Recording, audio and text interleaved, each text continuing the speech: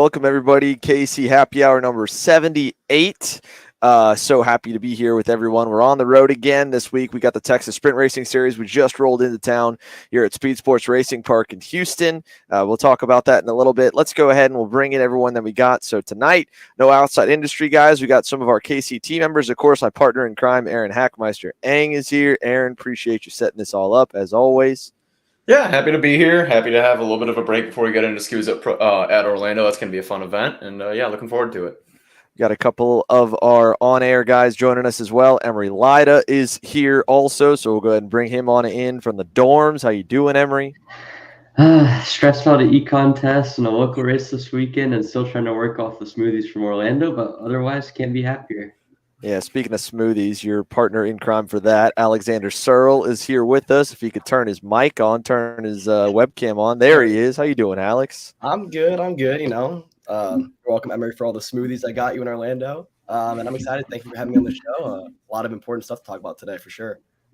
And just late with my food run over here, just getting back the rest of the guys. Joining us for the first time on Happy Hour, one of the guys behind the scenes is making a lot of this work, Taylor Burris, who is going to be joining on this show as a regular and helping us put it together over the next few weeks. Taylor, thanks for making time, and I see you sporting some Josh Conker merch. Hey, I got to sport a little bit for one of my favorite drivers in the karting industry, but of course, it's great to be here. A lot to talk about in the world of karting, especially with the up-and-coming races at TSRS and SKUSA kicking off here in 2023. Well, we got a lot to get into, so we got our guys here. Next week, we'll be having some more of the drivers when we get into the SKUSA Pro Tour week over at our for O weekend for the part of the regular national season.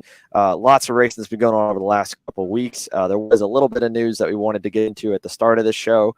On a bit of a somber note, right? This is something that's been kind of tough for the industry for quite a bit of time at this point, and that is the insurance saga this year. So for those that don't know, maybe you kind of know a little bit about this. I'd like to apologize. I'm getting some alerts as well on my Wi-Fi, so I may drop in and out, but hopefully it will be good for the whole show. Hopefully the audio will be good. But in short, there's only a handful of insurance providers that insure the sport of karting. One of the major ones, backed out coming into the year. And then so the rest of the ones that stayed in kind of hiked their rates up or dialed back on what they'd be willing to insure. Thankfully, we're still racing, but it's looked over a lot in our sport a lot of the time that we do need an insurance policy to go, whether it's, so we've talked about different things with starts and, what we want to see out of racing, what we want from rule books. A lot of that stuff's dictated by what the insurance companies would be willing to back and be willing to cover. But it's affected a lot of street races. The SIRA guys, the SIRA guys up in the Midwest in Ohio, a lot of their races going down today. The Commercial Point Grand Prix going away for this year. Rock Island Grand Prix right now is still here. The Quincy Grand Prix went away last year due to a lack of funding. So street racing has been a part of karting for a long time. It's one of the last kind of wild west a lot of times because the races are sometimes, I wouldn't say the lower budget, everything's expensive to put on, but it's sketchy. It's very sketchy. And, the insurance needing to be behind it is not there. Now, we haven't been at any street races personally for us to stream, which is probably a good thing because the wrecks there can be pretty wild. So for anyone to see that on a live stream and clip it and post it around, I mean, we try our best to kind of have a pretty good balance and show the sport in as of a light as we can. We'll be in a real same time, but Rock Island is going to be happening for the street race fanatics. They're adding Rock Shifter. They're adding Tag Senior back this season. The Rock Shifter is going to run with the stock Honda in a combined class. It'll be the Open Shifter and, of course, the King of the Streets for Shifter, King of the Streets for KA, not King of the Streets for Shifter, King of the Rock for KA, King of the Rock for 206 for their kind of triple crown. In terms of other upcoming stuff, of course, like we said, the Texas Sprint Racing Series this week, kind of a build-up.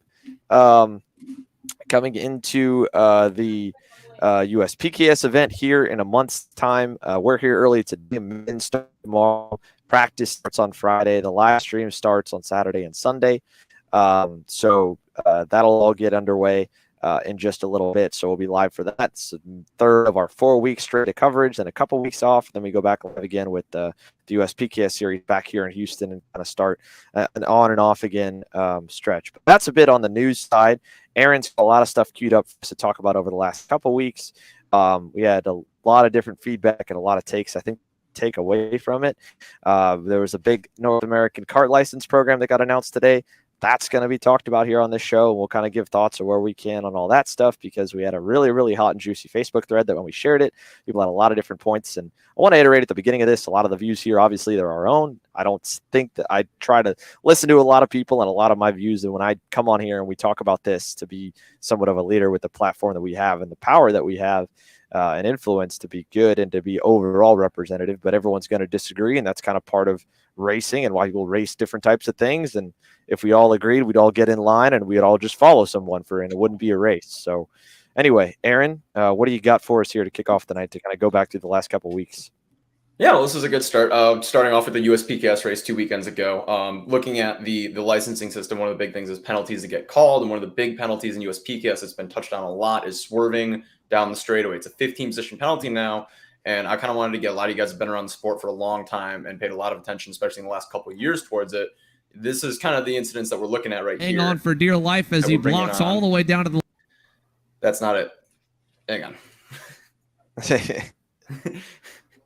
I'm getting mixed up with out here. No, that's not it either. Is it the micro finish down there? Instant dive bomb or instant block signal. Now Brandon Carr is going anyway, so that kind of goes to the wayside. You can see here, they all know comes down straight, moves down twice, and I don't want to specifically call out this driver. I want to make this clear. We're not specifically calling out any of the drivers that we're showing. This is an issue. This is an issue across the entire series. Almost every driver in the field has done it at some point. You can go through the results. You can see a lot of drivers doing it. But we're seeing this, and we're seeing this specifically getting called at USPKS now, with the new race director Blake Hunt made it a point that he was going to call this. What do we think of calling these penalties, and do we think these have had any effect on the racing so far? They've run a lot of laps, and look at how... So, Emory, let's start with you. Let's see what you have to say about this, Emory.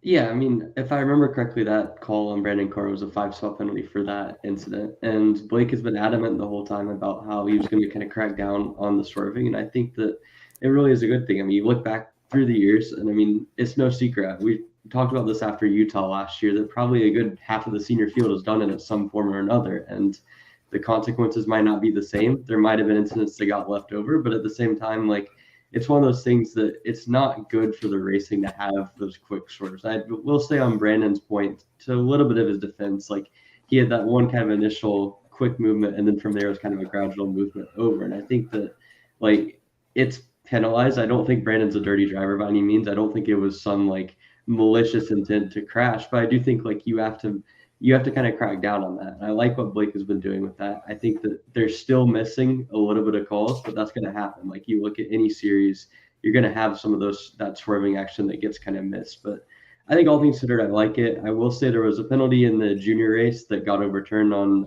Leo Scorpioni coming to the line in Heat 1 in Orlando that I thought was right on the edge. I think that's kind of a more subtle movement where you're kind of fading back towards and crowding the driver out of line, but it's not really technically not swerving and therefore wasn't penalized. I think, like, the more we can get that sort of sudden swerving movement out of the racing, I think then you can start focusing on sort of defining that line a little bit more. But certainly I thought the penalty on Brandon was correct. I don't think it was malicious, but I do think that it's one of those things that needs to kind of get phased out of racing.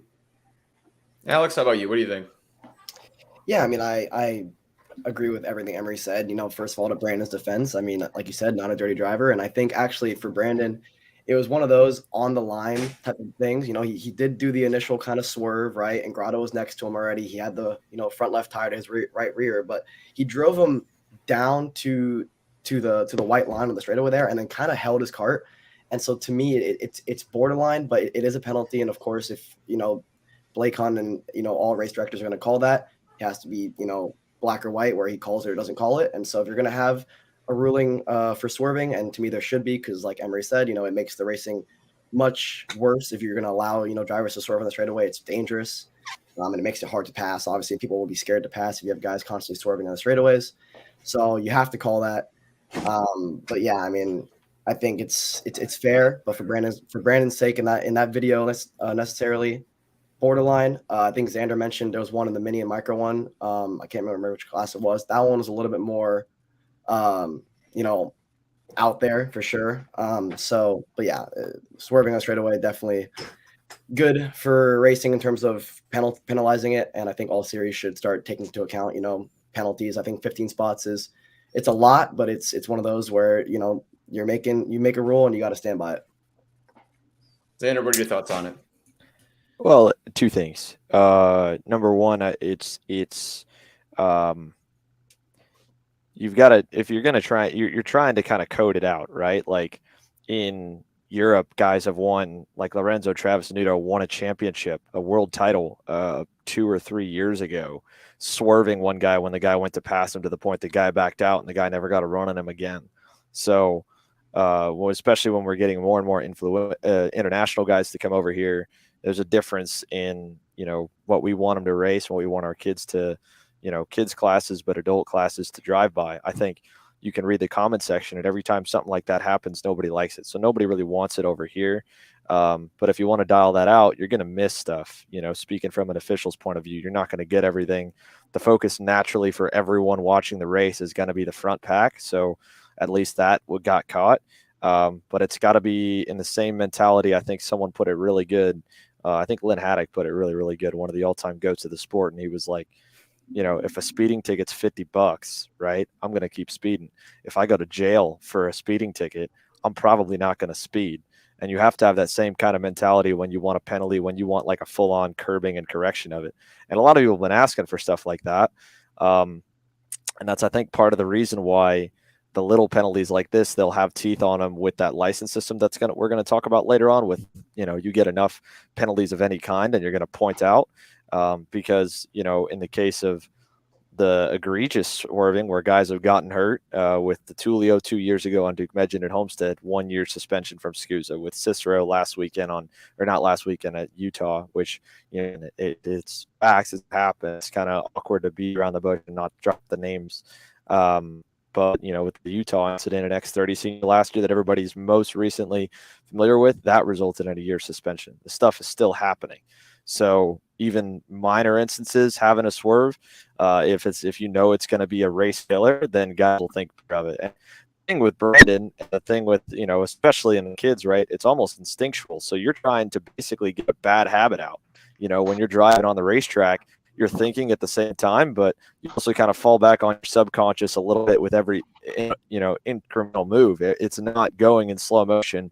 A little swerve like that just takes one quick whip of the wheel and instantly you've got a 15-second penalty. So it's a matter of doing what they're doing right now. That's the big curve that Blake and the USPKS team are really trying to curb out, and that's cool to see. It's good they're making some harsh penalties on it, and they're trying to be where they can with, keeping them, the same. No wrecks ever the same, so it's never easy to do that, but as black and white as you can be. And then look, there's going to be guys that get crucified and there's going to be guys that get away with one. But as long as you're still crucifying guys and you're trying to be, at least you're making more than you're missing, eventually the total number of incidents will come down and it'll be easier and easier to get your percentage of not missing anything and outwardly appearing consistent better. So the way that they're attacking it is right. Even in the case of that deal with Brandon, you see it all the way up in car racing. Guys drive each other down, give one lane, but just a lane, then move up and move around. And, even that's like, I think the swerving and even just the gradual going down, it's like the most unsportsmanlike thing you can do in the car besides flip the guy off and full throttle him. Like when it comes to racecraft, that's about as unsportsmanlike as what you can do, because basically what it is, all right, you have the inside. I'm mad about it, so I'm going to drive into you, or I'm going to act like I'm going to drive into you and try to scare you. So you've already lost the battle. You're just, in my mind, being a bit of a sore loser when you do moves like that. And that's not saying that anyone that ever does it is a sore loser for life, but it is, in my mind, a sore loser move. And of course, it's dangerous. And we've seen now, once a year, a bad wreck because of it. So it's good that it's getting kind of knocked out. It's going to take a while to get knocked out. There's going to be times it's going to get missed. There's going to be times when it gets reversed. But if they keep the penalties as harsh as they're doing, where it is a race killer, eventually over the course of a couple of years, it can get phased, mostly gone. It'll never fully go away because a new guy coming in will try it and you'll have to ding him hard. But if you can get the majority of the field to play by it, it can work. Yeah. Taylor, you're pretty new to karting. You got into the motorsports world through different avenues, but what do you think of these situations overall?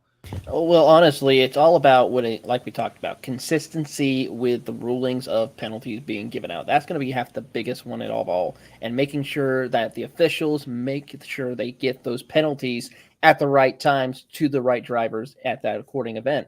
And of course, if you think about it, Xander talked about it. We see it in other forms of motorsports. It's frowned upon, really. I mean, think of it at IndyCar, for example, where some of these kids I think it's frowned upon everywhere. Yeah. Yeah. I mean, IndyCar, if you think about it, with drivers who try to throw a very peculiar block or make a secondary block or move other than trying to make it a little difficult maybe to set up a pass, but then make another move in accordance with the driver who's trying to get around you. Yeah, it's frowned upon, it's penalized, and it's something that a lot of drivers don't do. I remember a couple of times in some IndyCar races several years ago where drivers were making those types of passes or moves, and it was severe penalties. And it's just so critical that they can't be doing that, because it could cause a lot of issues. I mean, you could get someone hurt, you could get, carts damage, of course. Track officials could possibly be in the harm's way of it in case something goes wrong. And you can't be doing that because of you being overly aggressive, trying to throw those types of moves on the track. You might be able to make it, but who's not to say that that person behind you who you're trying to throw that block or push down further and further could not be able to get around you or be able to stop in time to make contact. And next thing you know, we have an incident. Yeah, well, we will be talking about this a little bit later too. There was an incident in the ROK Cup race that caught some of the same attention there, so that'll come up. And we're actually going to move forward a little bit to something that Xander knows a whole lot about. He actually found out a lot of information about this. There's an engine seal issue out at USPKS. Xander, why don't you give us a rundown on what happened out there? Yeah. So it's a black eye, right? I mean, I was kind of a little bit scared to talk about it if we were going to just do the show right after. We got a little bit out of the show the last couple of weeks. Part of the reason we're moving this deal to Wednesdays. Also, for everyone that's tuning in now, let us know if you like this little bit of a later time slot. We moved around to give our friends at EKN an extra hour to run through their face-to-face that just wrapped up a moment ago. But yeah, so Mateus Morgado got chunked in post-race tech inspection. Didn't even go through his motor because they noticed that they had tried to reseal the motor. If you go around, and I went around and was, and I've heard it before, a lot of guys know how to, drill the seal out, pull it out, then solder it, cut it, or any kind of way, and then put it back together as if it's sealed back up to a point that the tech guy doesn't know. Luckily, head tech director Rick Jump had already caught one guy earlier in the day, so I'm sure he probably had it fresh on his mind and was looking for anyone that maybe had tampered with the seals.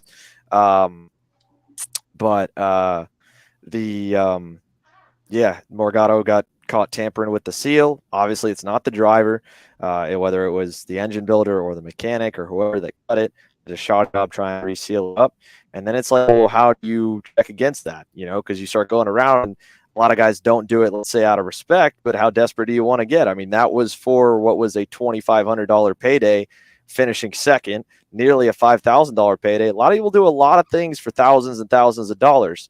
And it's just like in race directing, where you're kind of fighting the good fight, and criminals might not be the right word to describe drivers, but it's like cops and robbers. The cops are never going to get every single robber. The robber's constantly trying to find ways to get around the cops. And so this is an example of the exact same issue. We saw at the PK Race Park race, they did a pump around with fuel because they thought that there was some fuel additives going in that were beating the fuel tester check. So then first thing, what do? Top 10 roll up to the grid for the Junior ROK GP race.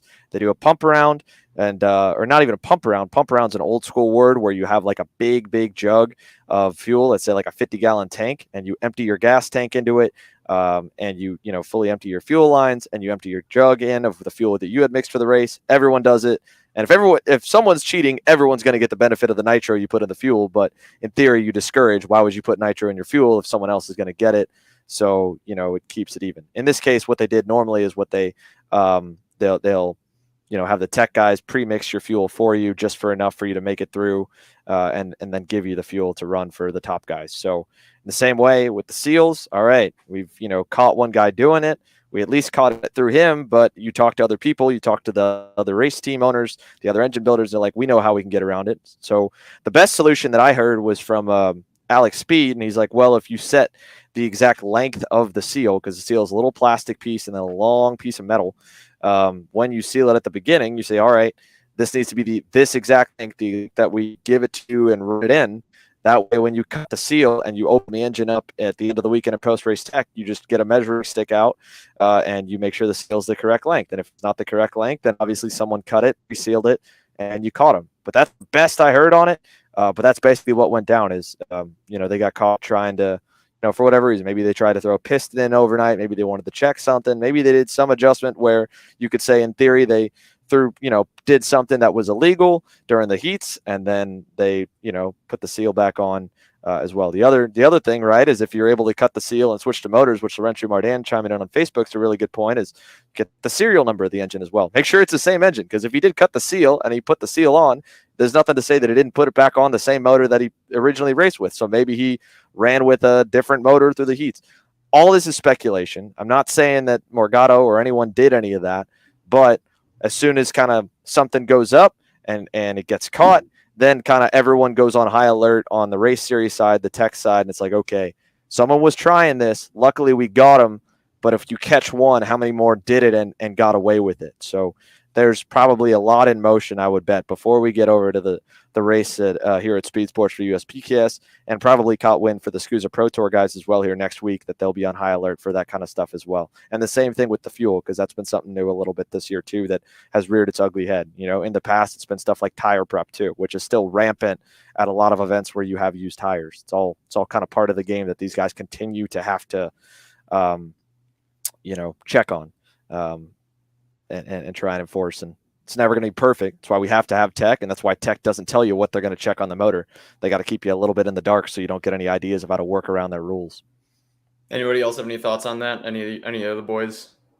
I think the engine seal situation's been going on for a while. And I'm kind of surprised it hasn't been caught more, because I've heard pretty much every year you hear at least 2 or 3 races a year stories of people doing that and not getting caught. And I think good on Rick for catching it. Again, we'll never know exactly what Mateus and obviously the PSL boys did with that, or the AIM guys, but I mean, you can't be having that be a situation. I'm sure once we get to Pro Tour and beyond, that's gonna be an emphasis. But I mean, honestly, there's no straight up solution. I think Alex's solution that Xander was mentioning, I think the only thing with that is I feel like you'd have to build in a little bit of tolerance when it comes to the length of the seal. But I definitely think it's hard to catch everyone doing it, and people have claimed to have known how to do it. I've seen firsthand people doing it over the years, and to be honest, it's kind of crazy to have someone in the top 3 in a pro senior race getting caught doing that, and it's not a good look for anyone involved. But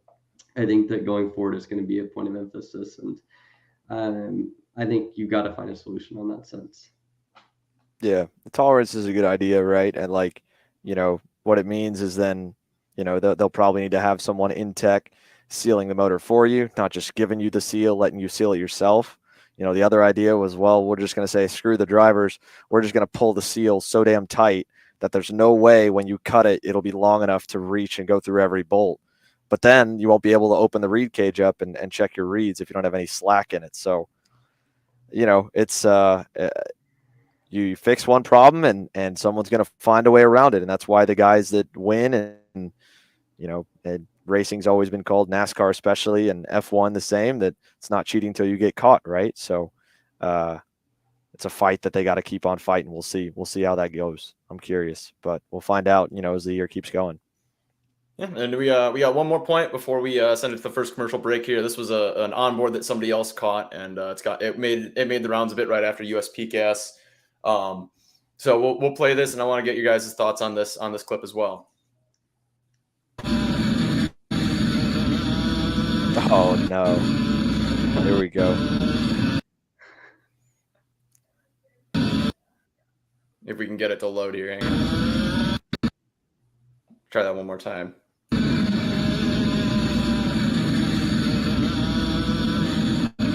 This was in the final of the X30 senior event. Let's see. Taylor, you were behind the computer for this one. What did you think of it?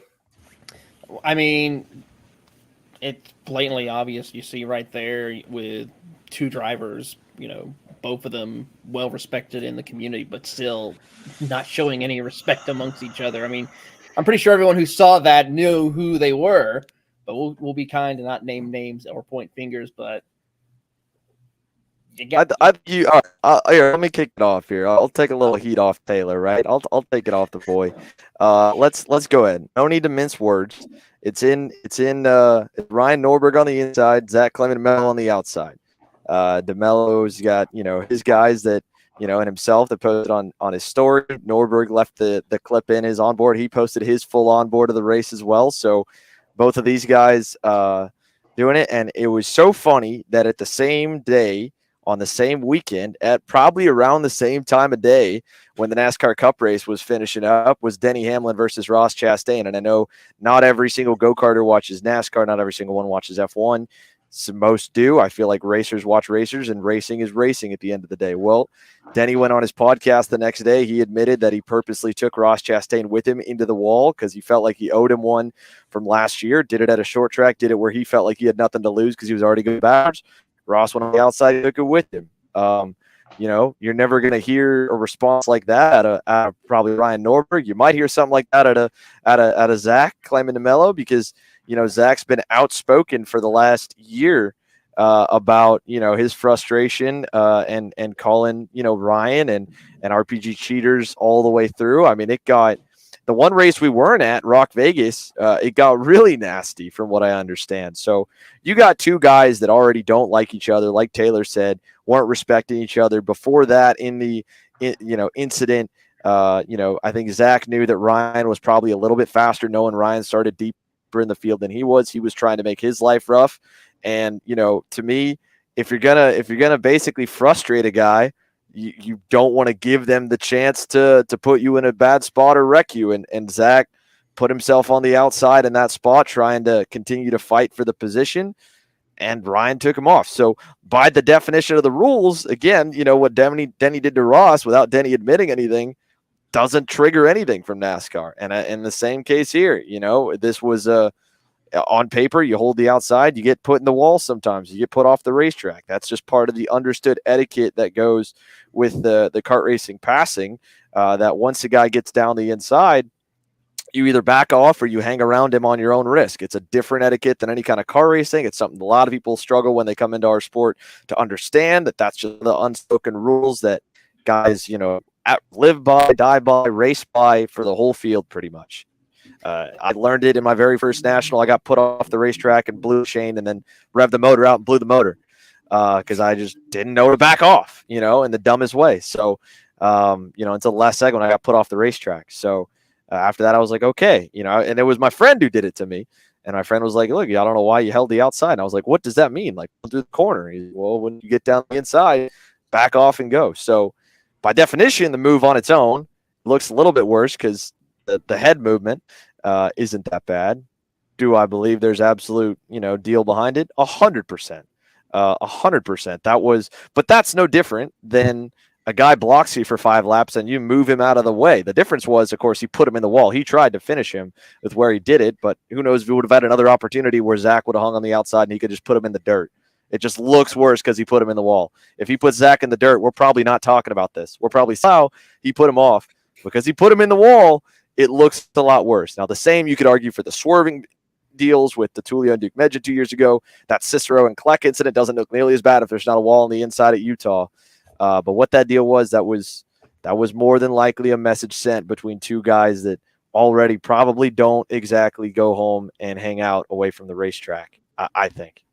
Well, and that was a point that I was hoping somebody would make because I saw it on a comment was like, he's trying to hold the outside. He's not necessarily entitled to that space. So what can you do about it? And any other opinions? Alex, Emory, you got any thoughts? Yeah, I mean, I agree with Xander 100%. It's one of those things, right? I mean, we know who's to blame for the incident, but at the same time, you can't just put all the blame on Norberg, right? Obviously, there's most likely some intent in that one, right? Zach, he told us Friday and Saturday he was going to make life hard for Ryan, and that's what he did. He defended for, whatever it was, 10 laps on Ryan. Ryan got pushed off by Zach. He fell back to like 10th, came back through the field. Ryan had, the pace, in my opinion, to win that race. And, it was at the point in the race where Ryan was far enough back to where he knew the wind was out of hand. And so he was going to, just make as many moves as possible. And he went to the inside of Zach. Zach surprisingly held the outside in a corner that, has a wall on the outside. And, while Ryan put him in the wall, Zach, gave Ryan the chance to do so. So it's just one of those things where it's just one of those instances, right?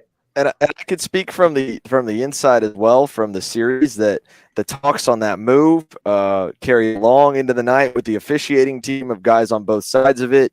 You can only do so much because no driver is going to be silly enough to admit intent on either way on any kind of move like Zach. Zach of his passes on Ryan before, Ryan on that move either, right? I mean, the only reason we even got the content we got of Denny Hamlin admitting that he took Ross into the wall is because Denny's trying to promote his own podcast. And I jokingly told you guys that Denny Hamlin got millions and millions of views of people talking about him and Ross Chastain for the cost of, well, it was a high fine of $50,000, but $50,000 of marketing for Denny Hamlin's new podcast might not have gone that far. So if Ryan had a podcast that was probably going to go into the millions because of him admitting it, maybe you hear Ryan's side in full, but you probably never will. You'll see that incident there. What do you do? And we've talked about it before. A guy's kind of handling, in the adult classes, we call them pro, we call them not pro, whatever, adult classes. So master and senior of, handling stuff back and forth. Some guy does something to you, you get him back, fair play, and there's clips on that after the break to talk about. But this was maybe the officials get involved in here. In this case, they didn't. But USPKS is also different from some series where if it doesn't get called in the race, in the heat of the moment, from the angles that they have on track, you can only protest it if a penalty is called. So whereas at SCUSA and ROK, where they have a video system but also a protest system that allows you to add penalties after the fact, you might have seen something. But you don't, because USPKS, if there's no call, there's never going to be a call. Only to reverse a call, and that's just different series to series on that deal. And I was going to have that in the third segment later today. That'll be something we'll talk about in a bit, about some of the penalty procedures and whatnot. So we'll touch back on that topic in a little bit. Yeah, we'll come back to it. I do want to say thanks to the guys in the chat. First of all, my mom and my dad watch about every show. These guys all know that. Dad, we did. I'm sorry. We broke the chain, and then I revved it being an idiot kid and blew the motor up. We had to go rent a motor. But I thought the motor went was $500, so I guess it was $1,000. I don't know. We rented a motor the rest of the weekend, and we were faster than before. But thanks to Alan Kane for donating $10. I guess I got to send that to Dad for the engine rental bill. Hopefully, we get a few more donations, and I can work a little harder. We'll pay the rest of that off. But nonetheless, I mean, like I said, if I'm Zach, if he was intentionally trying to hold Ryan back and pass him, I'm not going to put myself there. And I'm sure he probably looks back at that and thinks the same thing. He might think that what Ryan did was not right to him, but he'll probably be like, I shouldn't have given that guy the chance. I tell every driver that I've ever coached, like, you never want to give someone the chance to wreck you, because chances are they'll do it, intentional or unintentional.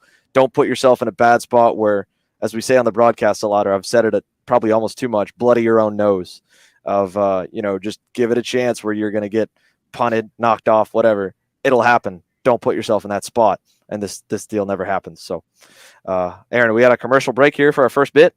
Yep, we got a commercial break coming up right after this, or next segment coming up right after this. All right, stick with us. Kart Store USA is a kart parts supplier that racers and retailers can count on when they need reliable advice and service. We focus on servicing all racers with honesty and pride while maintaining customer satisfaction. We carry a full stock of Kart Republic and Tony Kart chassis, as well as IAMI and Vortex ROK engines. We've also got a host of other parts available and in stock, such as products from Rev Performance Materials, Jecco Racing Seats, and more. We have a 100% satisfaction guarantee, and on top of that, if your order exceeds $200, shipping is on us. Check out all we have to offer today by visiting us online at kartstore-usa.com. Don't settle for a national engine builder.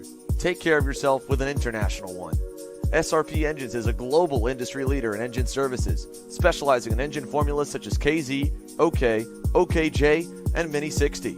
SRP Engines is the engine of choice for Magic Kart USA and helped power North America's #1 ranked pro shifter driver AJ Myers to the 2021 SuperKarts USA Pro Tour National Championship. SRP Engines can also service any spec engine class of your choice, including IAMI and ROK divisions. However, if you're looking for the absolute choice when it comes to KZ shifter engines, there is nobody better. For more information, contact Amr Sanada at srp-engines.com. KC Happy Hour is proudly presented by the ROK Sonoma Karting Championship, presented by Cameron Race Promotions, the most competitive Northern California karting series. Featuring a 2-day format with practice on Saturday and racing on Sunday, multiple track configurations, and a massive prize structure including tickets to Rock Vegas, race car test opportunities, and race rewards. ROK Sonoma is the training ground of multiple national karting champions each year and race car champions as well.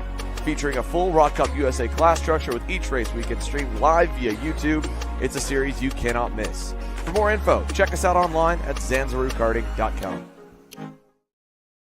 All right, everybody, welcome back to KC Happy Hour 78, 79, 79, right, Aaron? 79. I should know. It's our title. All right, what do we got next up, Aaron? Bring it up. Moving into the ROK Cup weekend, this past weekend here, we're going to start with the start of the ROK Senior event here. This was an incident that I just wanted to get some opinions on here. PSO Karting Bureau Alert banner. We're green down at turn number 1. So you want to keep an eye here, if we can pull it up. Keep an eye. It's the third to last card, second to last card on the right hand side. Watch how we navigate to start and tell me what you guys think. On the PSO Karting Bureau Alert banner, we're green down at turn number 1. And around goes Sebastian Blanco, locked up, got way too deep into the corner. That was Kevin Quevedo there. We'll try to do it one more time there. I might slow it down for you a little bit. Pause it a couple points here. But Kevin Quevedo here started off down at turn number 1. Field, came down, let it load up. He jumps to the inside right here. So he's all the way down to the bottom already. He's all the way far enough on the inside. And he just ramps right over the concrete inlay there. See if we can get it loaded up with him there. Right. Your internet's killing us tonight, right Aaron. there. What was that? Your internet's killing us tonight, bro. Yeah, I know. Locked and he had way too deep into the corner. From 16th to, I want to say, 7th on that incident. You got a 10-second penalty for it. What do you guys think of that? Not enough, too much, just the right amount of penalty for it. Xander, let's start with you. All right. Well, first of all, I mean, that's so the clip doesn't show it. We'll see if we can get that to pull up here in a little bit, or maybe we'll do them in a little different way for some of the other shows. But I watched it right before we went live. Yeah, basically he goes 3 wide to the bottom, on basically racing line, maybe half a lane off the curb, and so he full throttles over the concrete. We also saw incidents like that at USPKS with the start of the KA main. Our good buddy James Overbeck was one of them. Cut right over. There were guys cutting at turn 3. I don't think I mean, penalty is the right move in this situation, but then I think what you should do is learn from that as a race promoter. If you're watching it all for SCUSA next week, and you tell the guys at Orlando Kart Center, and Orlando Kart Center already learned a little bit on their own, and you put a barrier out there on that concrete to start the race. When we go to GoPro Motorplex, especially for the club races, back where Emory's based at, there's a barrier out there in turns 1 and 2, and they'll pull it away on the starts because people started cutting around the barrier. So then they adjust it, and they just pull the barrier away, and everybody straight lines over the curb on the start.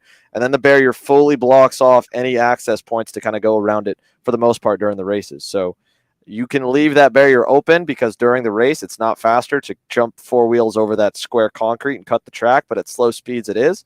So you just put a barrier there because at turn 3 and at turn 4 at Orlando and some of the curbs over there, guys were cutting the racetrack to USPKS. And yes, I know James didn't deserve the call out. I love James. James works with us. Good buddy. I actually got some love I got coming his way later in this show, but he was just the first name I could think of. Guys cut the track at turn 3. Guess what? Rock race, we had a barrier all the way across the grass at turn 3. So people stopped cutting the track at turn 3 right after turns 1 and 2. And then we had more, stuff in the middle of turn 4. So, penalty for sure. Right thing to do. Can't have that happen. It was a big advantage no matter how way he got it. Everybody else had to go slow and miss the wreck. But at the same time, you don't want to have to rely on those penalties moving forward. So the next race that comes to Orlando should go, all right, what can we do to put an obstacle there so that way no one goes that way, even just on the first lap, and then have a marshal pull it out of the way from then on. I think that's an easy fix to it. Then you don't got to worry about trying to have a camera looking at that for 10-second penalties. But same thing as what we talked about earlier, boys. I think we need heavy-handed speeding tickets, and then all of a sudden you don't want to run the risk of getting one because you might. Yeah, I mean, at the end of the day, one way to make sure people don't cut the track is if you get caught doing something that obvious, just yank them off. I mean, at the end of the day, like that's the best.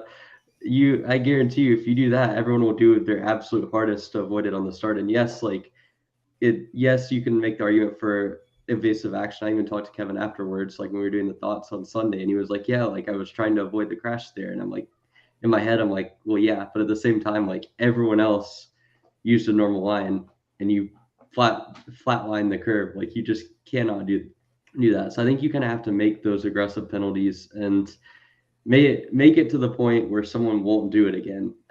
Because it's like we see in the KA races when there's 50 carts out there, and you cut a corner and gain 20 spots. That's more than worthwhile for any penalty you're going to get. Like at Road America, we saw it 2021. Like guys starting from like 30th or so, they cut the track and they get through turn 2 and they're in 5th. Like you can have the worst race possible and you're not going to fall that far back unless you crash. And even with a penalty, it's still not going to place you that far back. So, I mean, for those guys, it's worthwhile. I think in Overbeck's case and other guys that cut turn 3 in KA, that's a little bit more of like 10 seconds. Like it's a midfield driver. Like they're probably not going to be winning the race anyways, and they know that, so they're just trying to maximize their result. But in the case of ROK Senior Turn 1, I think you just gotta up the penalties.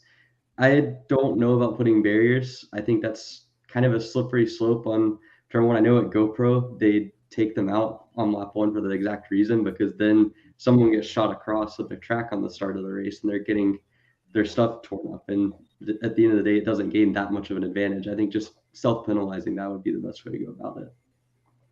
Yeah, but I don't know. You miss it, man. Like sometimes it gets missed when you do that stuff. Like the ROK caught it because of video. It's tough to catch, man. Or like again, like you said, there is no coming back from dive bomb, a cut corner, and a wall. You bend that chassis up, hitting the wall, you're done. But like you said, people figured out at USPKS Road America 2 years ago, 3 years ago that at the worst penalty you were going to get was a 4-position penalty. So as long as you gain more than 4 spots and you're not going to fall back more than 4, you're better. We're going to call it out, guys. Good buddy of the show, good, just retired now, probably watching this at home going, why the hell are they talking about me, is Jake French, because I love Jake to death.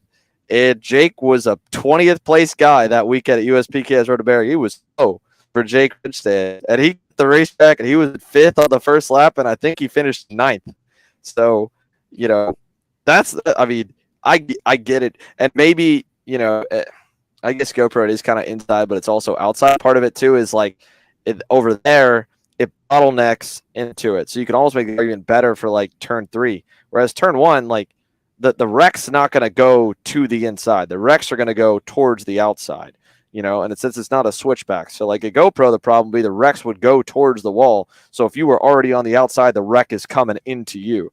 In this case, the wreck was still, if by the time he got over the curb and he was already onto the concrete, the wreck had already moved to the outside of the racetrack. So at that point, if you would have waited like everybody else did for the wreck to move out of the way, and naturally the inertia would take them further down the racetrack and out of it, he would have been fine.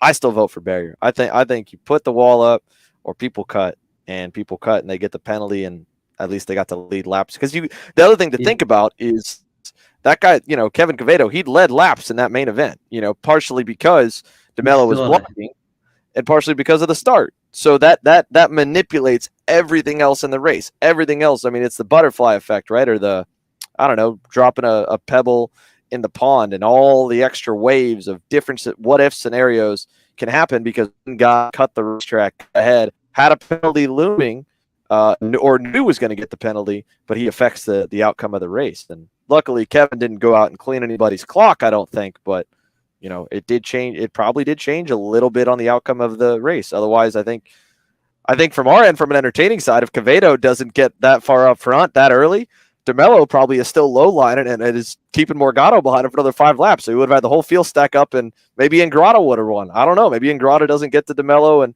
DeMello wrecks with someone else while he's blocking on used tires and everyone's on new tires. So there's so many scenarios where if you're trying to do a penalty on it, I get the penalty in the race, but on the start, to me, I'd rather not. I like what USPKS did last year, listening to the show here and putting barriers in the grass. Credit to Chris Wareheim for that idea at Road America, where he did it was the grass chicane, and a couple guys did go to the grass, and I think you went. Yeah, you went there, Emory. You went to the grass and four-wheel trucked it, and I bet you lost more time than you probably gained on the racetrack. Probably the frame up. 10 seconds. Yeah, my driver ended up doing that last year. We ended up about 20 spots down from where we were going into the corner. So that was a good solution there. Again, credit to Chris Wareheim. He did really well on that. But also, like, this is a national event. Just don't hit the wall. Like this isn't like a club race where we have guys. Oh, that, no. Hold up. I don't like that crutch. I don't like that. We use that crutch. Oh, this is a national event. What's another set of tires? And then we've walked ourselves down to a $10,000 weekend. I don't like, whatever. No, I'm just saying barrier inside of turn one. Like, just don't do it. You should know better than that at this point. People do dumb stuff. Yeah, I'm getting ready to say, regardless of the series. If I may say, you tell people don't hit the wall. 9 times out of 10, what's normally going to happen? Someone is going to hit that wall, whether you like it or not. And I have to agree with Andrew. A national event, it doesn't matter what event you go. You still have to show some level of respecting the rules and respecting of what's going on in order to try and get that advantage in the race. And honestly, we're getting a little off on it, right? Like if someone did nosedive that wall and then they kicked it into the middle of the field in the middle of turns 1 and 2, like that would suck. But you don't want to put like a planted in place wall, because if they stop, they're gonna, hurt themselves. I was gonna say something a lot worse. They're gonna hurt themselves into turn number 1. Yeah. But at least, I don't know. I think it would deter a little bit. I don't know what you do. Andre's got to have that concrete there because the Reynolds like to eat his grass up. So I get it, but I'd rather, just run a long wall, I guess. Don't do 2 barriers that can get popped into the racetrack. If you run a long enough wall that goes way down into the grass, then the inertia from the hit shouldn't drag that wall up onto the surface. But we'll see. Maybe that happens at SCUSA again. I don't know. We still got another race coming to this racetrack. Yeah, I think moving on from that, a little bit further down into the racetrack, we have this event that we'd already mentioned, actually. Of someone going into that corner, and DeMello, big hit from Ingrata, and they get hooked together, and they're on top of. And that was somewhat a result. Quevedo ended up passing DeMello for the lead, and you can see him right there at the start. And you Frankie Esposito up and over the back bumper of someone going into that corner, and DeMello, big hit from Ingrata, and they get hooked together, and they are on. Yeah, I mean that's just an awkward deal, I mean they were all trying to probably at least be close to his. I don't think Ingrata was probably trying to move him at that point. Maybe Diego was, maybe he wasn't. Accordion effect, Zach split breaking early to try and keep him back. I think that was just an awkward deal. I don't think there was anyone that was big loser or winner. The safe bet is to penalize the guy, the last guy pushing. That just happened to be Diego in that case, but wasn't purposeful, in terms of Diego wanting to take Ingrata and Zach out of the race. He's probably just trying to hope that Zach would get moved out of the way. Didn't work. Risky take. Yeah. Any other thoughts? That was a pretty straightforward one there.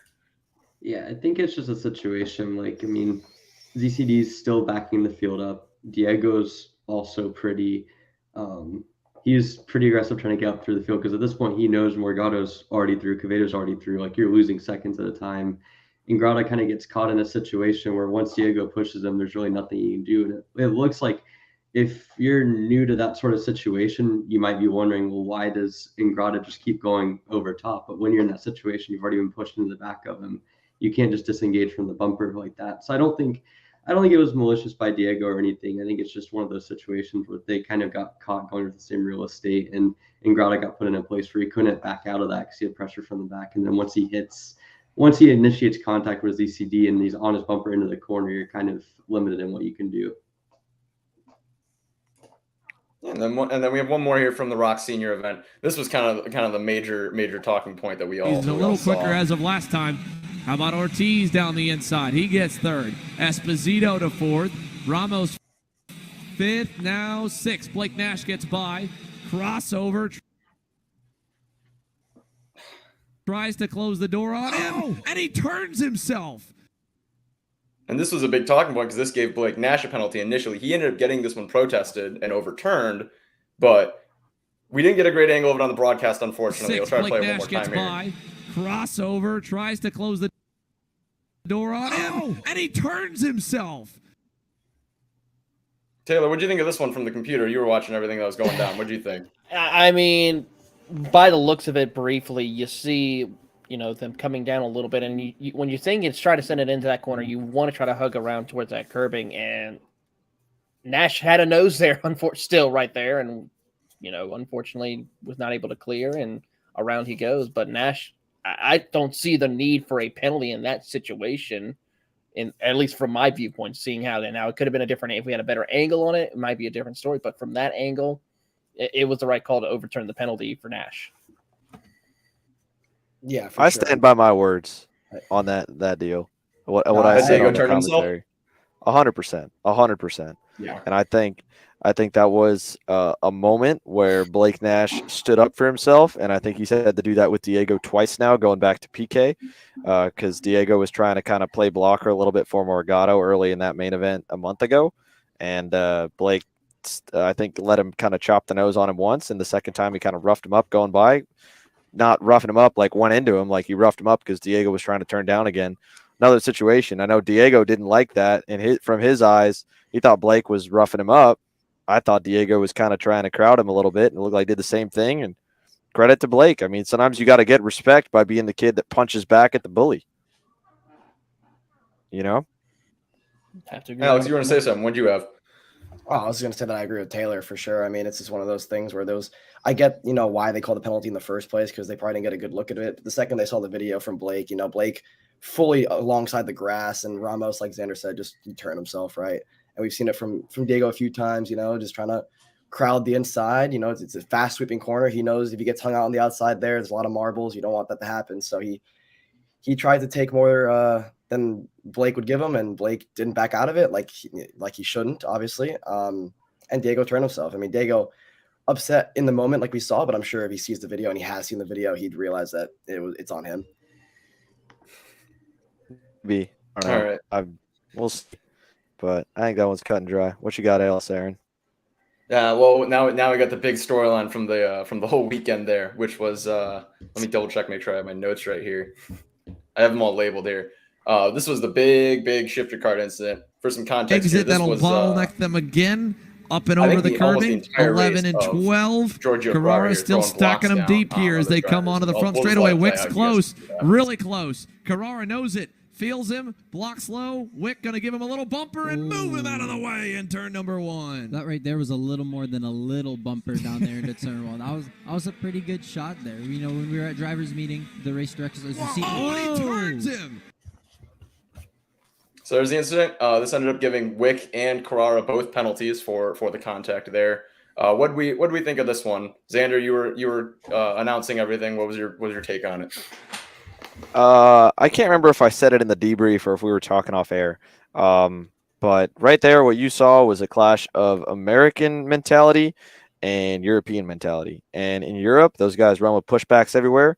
In the U.S., we do not for ROK shifter, which I think is pretty cool because I don't think you need it for the shifter class because it's really just for cleaning the starts up. And if you oversell your grid and you can't watch everybody, and hopefully it's kind of cleaning up in the mid pack. But to me, if you don't oversell the grid or you have enough eyes for your whole grid, pushback bumpers really are only needed for rolling starts. So we don't run them in ROK.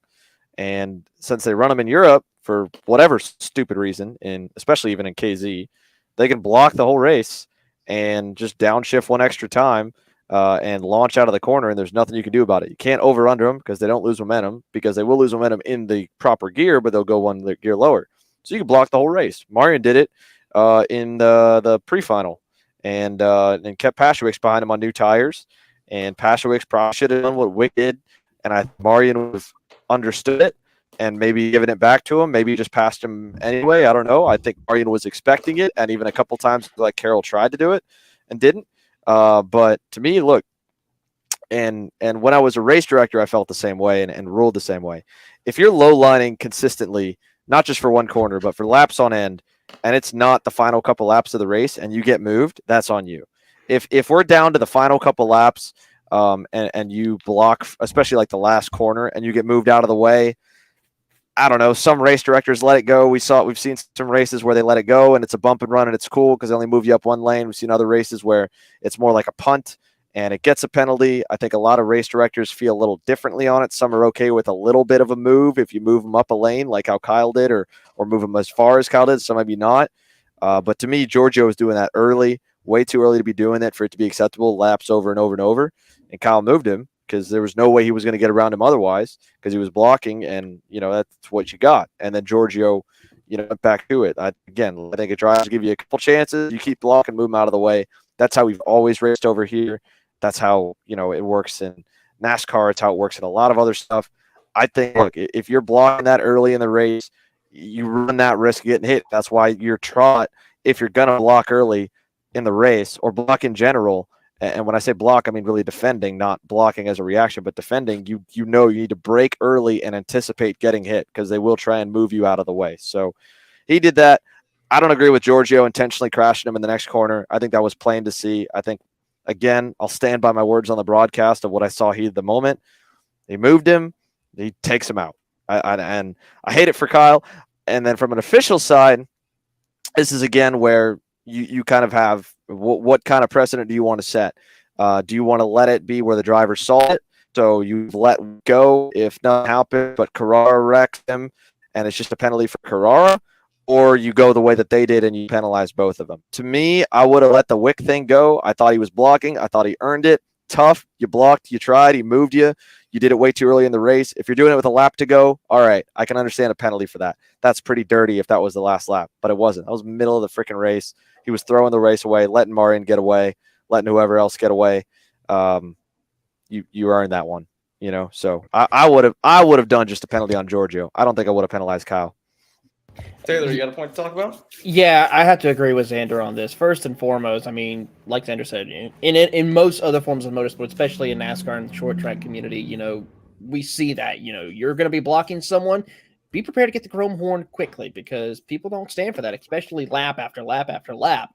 So, Kyle, honestly, I didn't like as Xander said, I don't see that was a need for a penalty because it was one, so early in the race, two, it was multiple blocks attempts put on Kyle, and Kyle was losing time to our race leader, Marin Kremers. And for Carrara, that was just blatant, unacceptable, almost malicious intent of just taking Kyle Wick out just to take Kyle Wick out.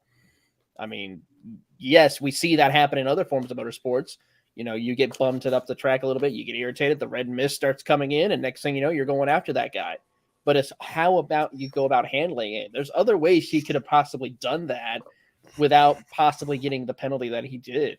So I agree with Rob, 3 blocks and you're out, pretty much in agreement. But unfortunately for some drivers, they don't even like it when you get 3 or 4 blocks in. They'll try to maybe give you 1 or 2 opportunities, and after that, you're going to get the chrome horn as quickly as possible so that way they can catch up to the next guy ahead. Yeah, I think welcome to the stars and bars, Mr. Giorgio Carrara was that incident right there. Welcome to America. We don't play about it. We don't play like that over there. Like, I like you it. guys want to block every single lap of the race over in Europe and make the race boring and annoying to watch? Like, go for it. We're not going to do that here. Credit to Kyle, man. All-American Kyle Wick. Go for it. I'm a big fan. Alex, let's have you up on the podium now. All right, perfect. Yeah, no, I agree with what Xander and Taylor have said so far. It's one of those things. Kyle shouldn't have gotten a penalty. I think Xander said it. I think the only reason Kyle got a penalty, to be honest with you, is because of how far he moved about the racetrack. Right, it was a move and a half, but it was one of those where that was lap 11 of a 20-lap race, and Giorgio been doing that for the last probably 11 laps, to be honest with you. And it was brewing, right? Giorgio had a frustrating weekend. I think everything fell off the race off that go-kart besides the seat. So this is one of those things where he was having a frustrating weekend. And he was in P2. He didn't have the pace that race. We saw 3 guys on his tail the whole time. Kyle was the fastest of that train, and Kyle was giving on the bumper the last few laps, and he got tired of it. Turn 1, he moved him, kept moving him, and he pushed him out the way. And I think the reason the penalty happened is because Giorgio lost more than the spot to Kyle. He lost the spot to Colin Daly as well. Now, shouldn't have been a penalty? No, I think that's why the officials called it. And then we saw Giorgio, exiting 3. He put his head down even. You don't do that. You don't really do that in shit. Right? Especially going to turn 4, he put his head down. Like, come on. That's how the red, like Taylor said. Red. We should have added that to the bunny hop counter right there, because that was like a shifter bunny hop. No, okay. Honestly, if we did the head down counter we would have been in the triple digits, maybe even the quadruple digit numbers for that. Yeah, but head down For count shifter, it's different. one. Well, Yeah, of course, for shifter, it's different. They can't hop. They can't hop because they don't have the leverage to pull the gear lever back while they're hopping in the air. So all they can do is look forward. But it was Head pissed. down or shift is like bunny hopping in a single speed. So I would have. It Yeah, was we could have the- just added to that. To add on to Danny's comments, Danny in the stream. First of all, thanks, Danny, for tuning in. Again, you're right, Danny. Part of the reason why they block over there is because they know they can't get punted for blocking or bumped by for blocking because they have a pushback. So they'll just slam the brakes. It'll knock the guy's bumper in. So we don't have that in ROK. ROK lets it go. You know, Danny said it. AJ said it. None of the shifter guys won't run with that stuff at all in any series. And kudos to the ROK Cup guys. At least they don't make them run because I don't think they need them, man. I don't. What do we got next, Let's wrap Darren? this up real quick, Emory. You got any points to wrap up on this topic? Yeah, I was just gonna say that, like, at the end of the day, it's kind of commonly accepted rules of engagement. And Giorgio, I mean, obviously he'll have learned from this. He'll have seen Kyle move him out of the way after blocking, and I think that it only takes a couple times having that happen to you, and then you adjust. I mean, it's different in shifters, and there's a little bit different rules of engagement when it comes to contact. But I look at it when you're racing against guys that don't take blocking, and you run 3 corners, and then they dump you.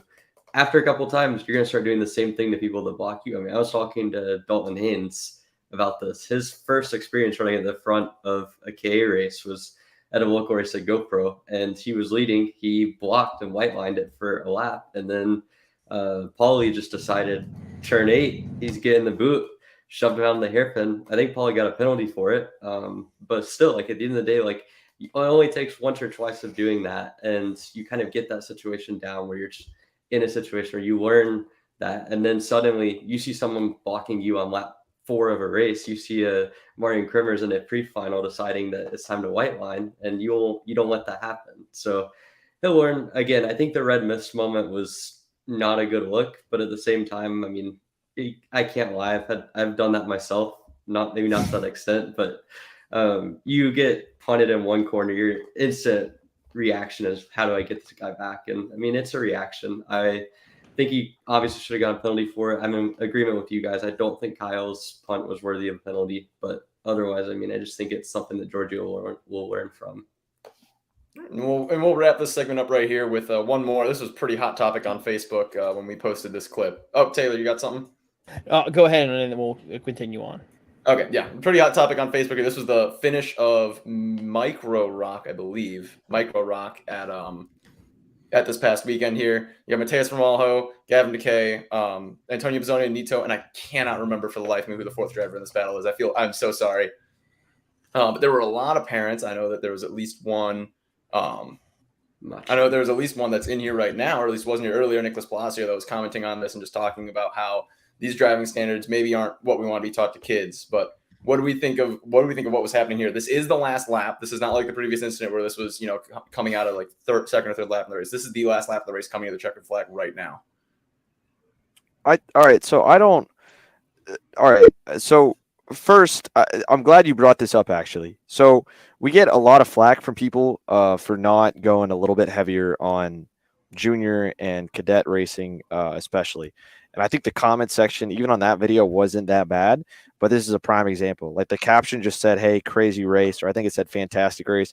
Maybe it should have said crazy race because it was a little borderline on, like, the aggressive driving.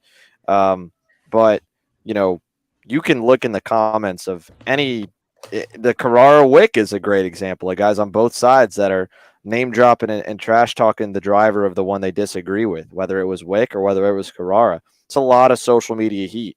Now, those guys understand it. Adults, I think, understand it, especially longtime racers. You can call them professionals. You can call them whatever you want. Realize, look, I'm a public figure, especially on stream, even if it's a small degree. I'm going to have negative comments. That's why we did the mean tweets video. Those guys take that well.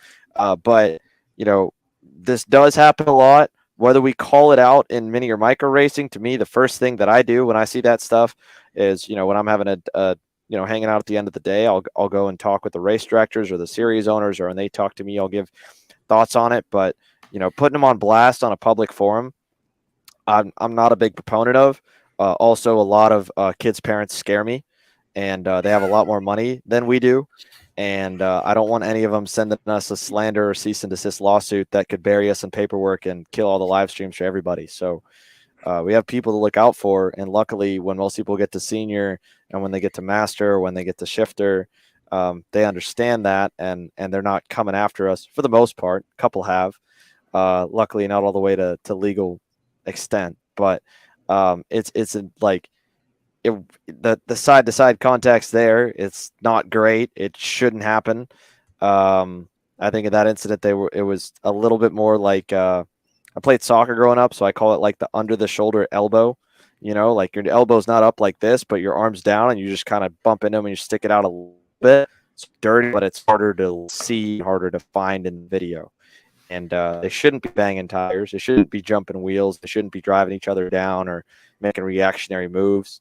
But that talking about those incidents is, it's important to be careful, because we call them by their last names, like Romalo and Macha and Decay and whatever, as if they're like professional athletes. But these are 3rd, 4th, and 5th graders that we're talking about here. So I try to keep that in mind a little bit, that these are 8 to 10-year-old kids. And, whether it's coaching, whether it's they just saw it on TV and they did it on their own and maybe they shouldn't have, like, it's a learning experience, and the same all the way to senior when they make big mistakes at 15.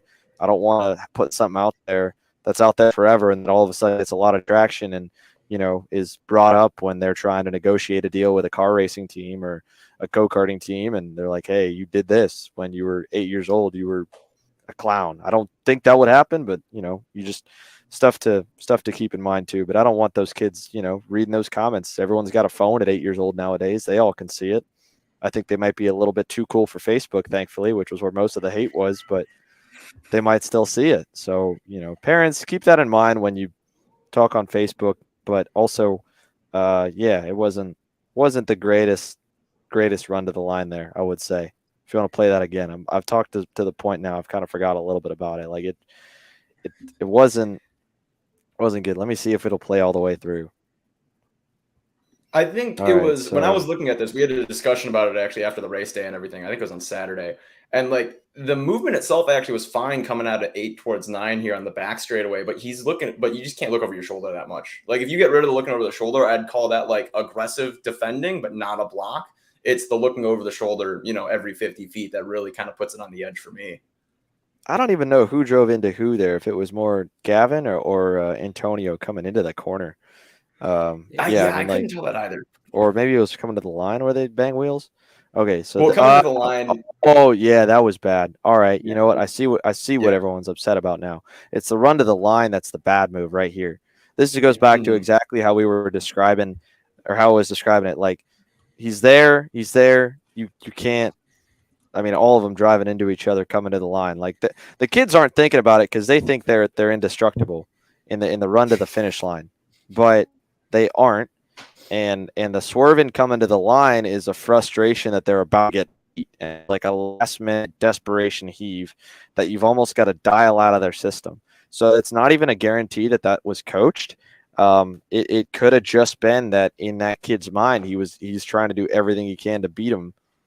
But I mean, they're the whole way through banging tires off of each other there, and then like.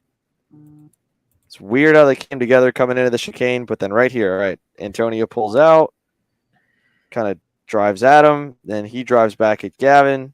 Yeah, like probably at least should sit down with all of them, maybe give a penalty to all three. I don't know how you fully break that deal down.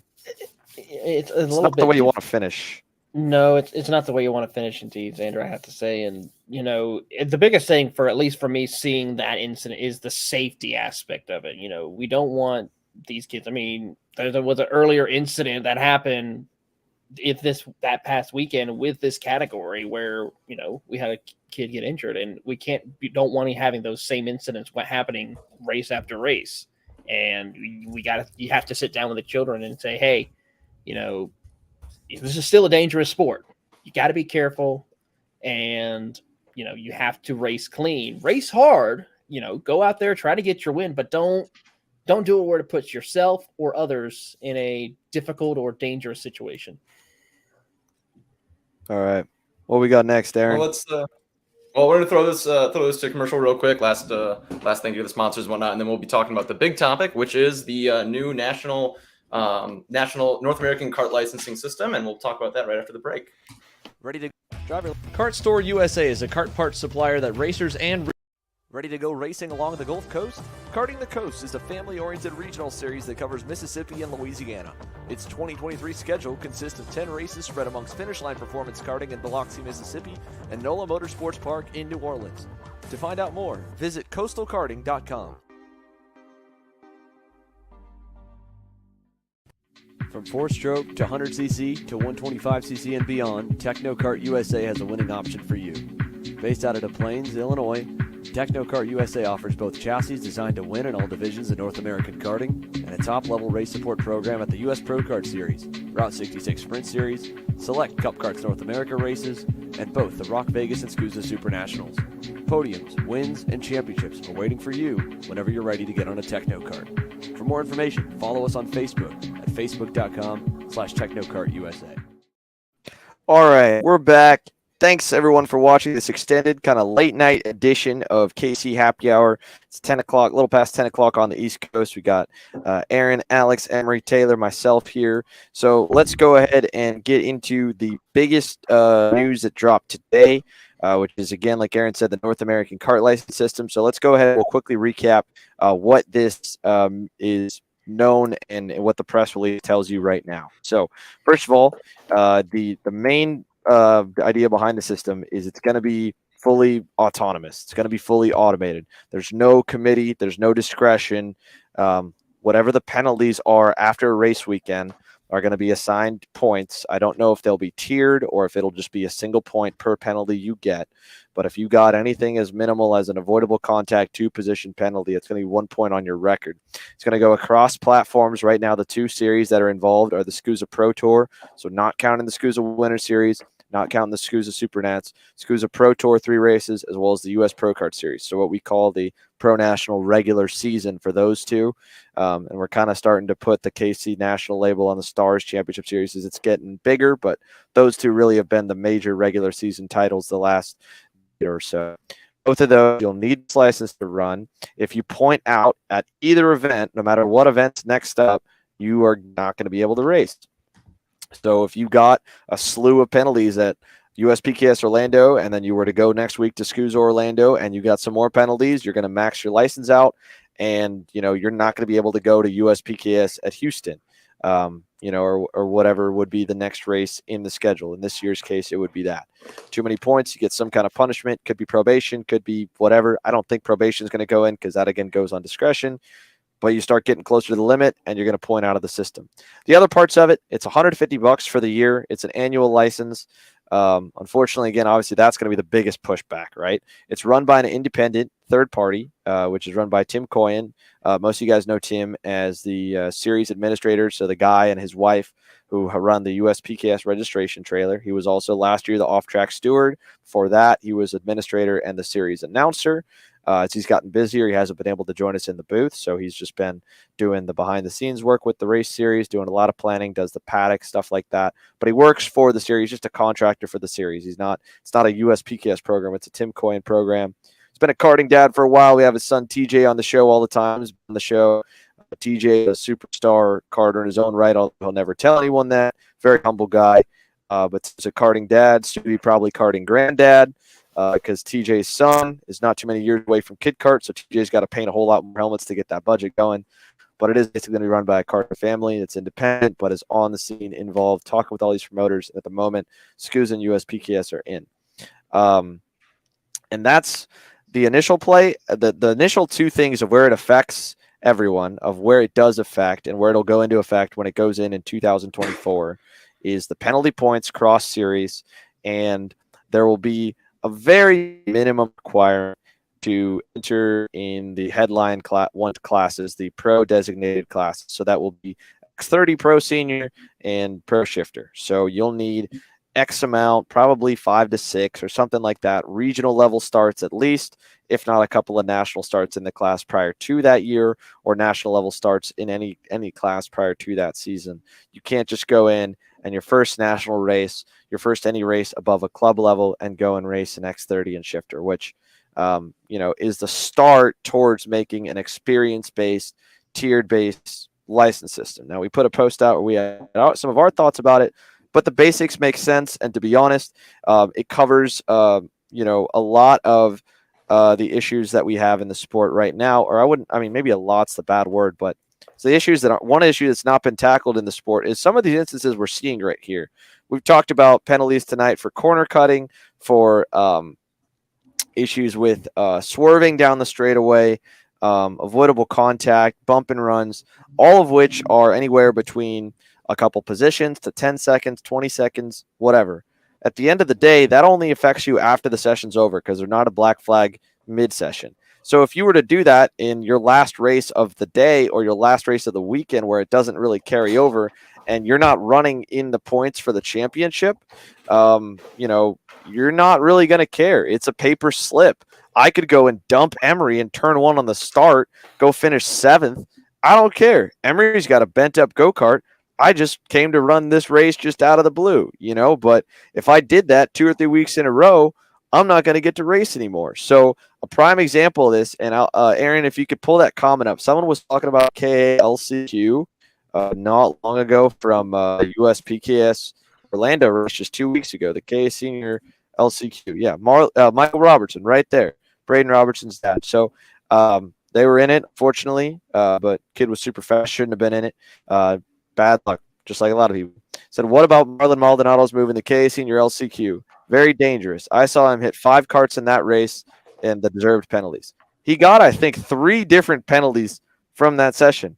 But the last one was for him going for broke in the transfer spot in the final corner of the race, and he overshot the transfer spot and wrecked the guy in front of the transfer spot who was safely in the show in 5th and cleaned him out. They both wrecked. The innocent bystander was the guy in 5th. He's done.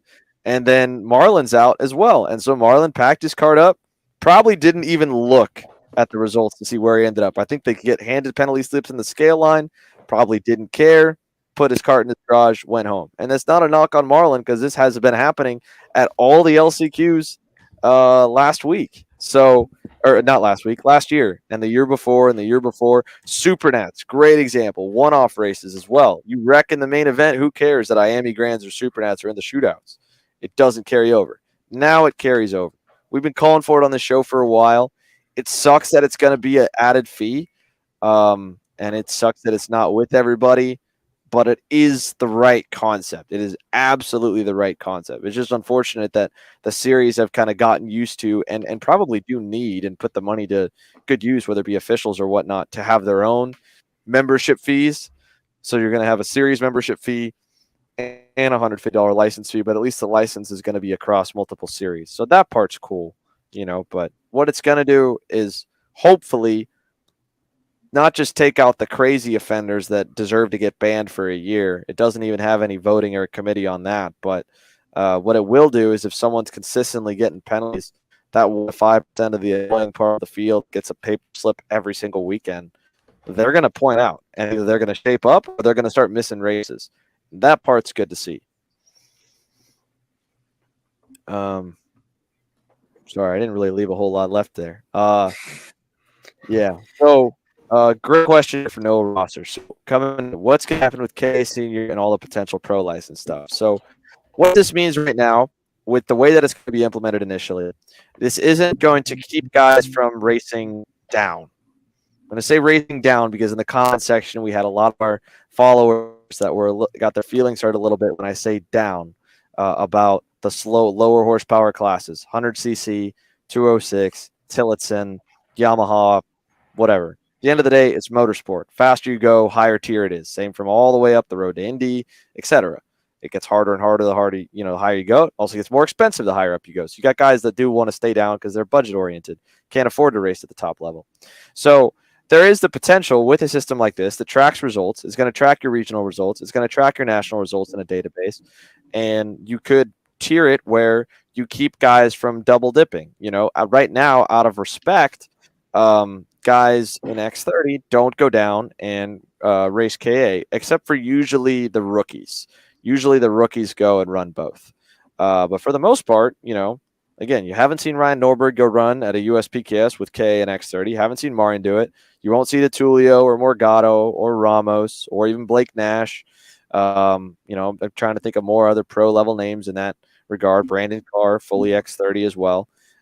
They do it out of respect, but if all those guys come in and the same money that's put behind them or that they spend themselves on a top level program infiltrates KA, which it already kind of does, it defeats the point of having a secondary class that's a little bit slower, a little bit easier to get up to speed in and to figure out, and in theory, cheaper. But racers are, classically keeping up with the Joneses. So if you see everyone around you on the grid and everybody beating you is with a big top level race team, bringing 5 engines, buying 10 sets of tires, you're going to feel like you have to do the same. Do you need to? Maybe, maybe not. But a lot of families may think that they need to and will just pack their stuff up and go home. And it also, again, I would only like to see a keeping the pros out ban if the program or the series or an outside sponsor, because it would take a lot of money to pull this off, but at a scholarship program, just like in the Road to Indy, just like Mazda, Alex, many that don't know Alex's background, Alex went through Spec MX5 and is trying to put stuff together to move up the Mazda ladder from, Spec Beyond to Spec MX5 to the Mazda MX5 Cup Series. And they have scholarship shootouts. The champions in MX5 Cup get a bunch of money that they can keep or that they could go into, next level of racing, the sports car ladder. So if you're going to keep guys from going down and you want to incentivize guys to go up, for a handful of guys at the front of KA, the budget's the difference. Of a handful extra sets of tires on the year, maybe a little more testing money. So call it 10, 20 grand. If the KA senior champion got a $10,000, $20,000 cash scholarship, it not only helps make up the difference in the budget or perceived budget to go be competitive in, let's say, an X30, or the same from X30 to shifter, or the same really from 206 to KA. They also have that cash money that has to get spent with a race team. So the way that it works in the Road to Indy world, for example, is you never really see a guy with a scholarship check not be able to have his pick of the litter of which team he goes to. Teams are usually more than willing to give that guy a discount because they know that guy is really good because he's a champion. He won at his level before. So you might not only get a discount, but they might be able to make your dollar, by getting that discount, get your dollar to go a little bit further. And so if you were a KA champion, you've got 20 grand extra coming with you, plus whatever you were willing to spend on your normal budget, you could probably shop around and end up at a better race team than you may have been going it on your own. So again, it just makes it more and more of a showcase class. And it's good to see guys come down in a certain degree because it's a good measuring stick, at any level. Same from national guys going back to the club stuff. But if all of them did it, then it would scare off everybody that's in it or force everyone to believe they have to spend the same amount of money, the same time to be competitive, which they already kind of do. So I'd only want to see a ban of X30 to KA or whatever, and all the way through it. If there was also on the flip side of it, a reason and incentive program to help bump guys up that deserve to go. Because, we were talking about this, actually all of us internally through the race weekend about, a point system like this. We talk about it a lot of the time. We've talked about it on the show. There's a lot of guys in KA that I think would probably jump right into the top 15 in, probably 5th to 15th in that X30 field and over time could contend for the win. Christian Miles is an example of a guy that at the brink of their budget running just USPKS, not running the winter stuff, not running Pro Tour. That kid, if he goes out and wins a championship this year, should absolutely get the funding behind him to go run X30. Peyton Phillips, I think, has proved himself. I think Peyton Phillips deserves to get to move up. You go down even before that, James Overbeck, with the performances he's put together in 206 racing, should absolutely have a scholarship to go and run a full KA season. Colin Warren thankfully gets rides in X30 more now, and he should have been for a long time. How good that guy is, Brandon Jarscrack just turns him down. He's an old man and wants to make more money being a team owner. So we're going to riff on him, but there's talent out there that gets trapped by budget, and that's a classic thing in racing. And so if we're going to call stuff pro and we want to make it the top of the pyramid, I think it'd be cool, whether it's through this program or if this program kind of spearheads it a little bit, to have some stuff in place that picks guys up. Because, part of the comments, and they are true, there are really good drivers running lower speed classes, lower budget classes that I think would be great to see get a shot to go up, just as much as I don't want to see all of the guys at the top in Shifter and X30 go and run and take up all the top 20 spots in a 206 race. And not saying they would, because the skill ceiling is lower. So if, you can only go so fast in the lower horsepower stuff. So you'd be able to touch them. Like, I feel like I could run with, Ryan and Marian in 206, but right now I cannot run with them in X30. Not even close. Way too out of shape. But yeah. Got a good comment here from Rod Clinard, and I think Emory has something to say as well. So we'll touch on this real quick and drop over to Emory. Is this going to be a ban from other series, just one, or is it just like a one race deal where it's just the next upcoming event for, whatever's in that group of series that are along this program? So that's a great question. So if you go back on the press, I think a lot of you are a little confused. There was a press release that came out with all three series, all three of the major series, ROK, SCUSA, USPKS, right after SCUSA Utah, that said that if you were going to get banned from one, you're banned from them all. Well, that was before SCUSA came out with their verdict on the Utah incident, and they opted to suspend Nate Sisler for 1 year and suspend the mechanic of Full Collect, Trevor McAllister, and team owner for 1 year from SCUSA sanctioned events, which, went down to the Texas Sprint Racing Series here and so on. And for whatever reason, I don't want to say this in a negative light, it ended up just being a SCUSA ban. That kind of hold the line threshold did not stick. USPKS did not stick with him on the ban. ROK did not. And in fact, ROK, I know, was trepidatious about it as well, because, I can see it from there. I could see it if ROK was trepidatious at the table, because it could be one ROK vote versus two IAME-oriented votes, on a ban. That's not what this is going to be. This is the other half of that. So you would think, in terms of the series working together, there would be both like major offenses where it's like a ban or a suspension or probation, and it goes for all. This one's not touching that side. This is only touching a data entry side for minor penalties. That actually was the other half that was not included in that release. That press release came out. The whole deal kind of fell apart. What this deal is doing, it's run by a third party. It's just going to be a data entry point. There's no committees. There's no voting. There's no series-wide bans or discretion. All it is the point system. And if you point out, and you miss a race. I don't think it's going to ever get to the point of a suspension, but what would happen of a series ban? Is it going to cross the other ones? I don't know, but that's not what this one's trying to tackle. And Tim Coyne was adamant about that this is not going to have a committee. There's no voting. There's no politics. It's just the series uploads their penalties at the end of the weekend. Everyone's points get updated. If you went over on points, you went over on points. So it'll make the protest room a lot more interesting when a guy is about to point out on a penalty. And no matter how bad of a penalty, he'll be fighting and crying and screaming bloody murder with his $200 protest to try and keep himself from losing an event. So that's a point I wanted to talk about too, is talking about protests. And we talked before about how at ROK Cup and at SCUSA, you are allowed to protest a non-call. You are allowed to protest to get somebody else a penalty, and you're not allowed to do that at USPKS. That's not in the rule book. That's not something you can even go and try to do. With this NAKL program starting, do we see a need for either USPKS to adopt protesting a non-call so that everything is equal across the board in terms of how you can get a penalty, or do we need SCUSA and ROK Cup to get rid of that policy? What do we think is the better option, and do we need them to do that, or do we think that USPKS can handle that on their own, where they can assign penalties and not have to deal with protesting a non-call? I don't know. I mean, so the logic behind it with USPKS, right, is to not get the protest room overrun. The logic behind, SCUSA and ROK allowing it, is if they miss something and they want to correct it, they have the opportunity to correct it. It in both ways has affected races one way or another by a penalty that maybe shouldn't have happened, or a penalty that should have happened, getting added or not getting added. It's gone both ways. I think it's just pick a hill and one to die on. I agree. Maybe if they got a little more aligned, but it's the beginning of them working together. But this is one thing to remember too, right? This is an independent system. So the series working together, that was the press release, and that's them on their own. Mark with USPKS, Tom with SCUSA, Garrett at the time, now Mike Burrell and Robbie with ROK. So in terms of them aligning their rule books and how they rule, that's a related conversation, but it's not